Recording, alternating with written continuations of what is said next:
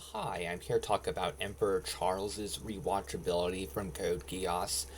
When I first watched Code Geass, I didn't notice much of Charles. It seemed like he wasn't in the show that much, despite being the big villain that Lelouch was trying to stop.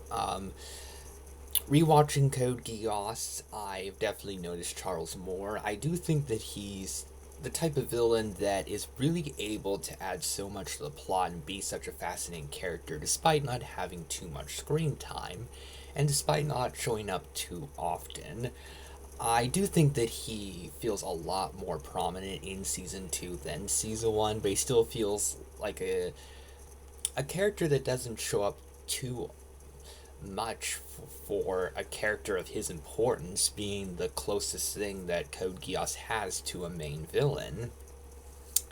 But I do feel like there are reasons for him to not show up too much because of him really being built up to as the big villain that Lelouch is ultimately trying to stop. I feel like he's a villain that would be hard to have him show up all the time, and I feel like it would ruin his intimidation level. I think it makes a lot of sense for Lelouch to have to deal with other villains before getting to Charles. And I feel like when Charles does become more prominent and a lot more focus is given to him, I think that he is a really interesting, fascinating antagonist. And rewatches have helped me think of him as a very interesting character, a very complex villain that I think really works in Code Geass and really carries a lot of elements.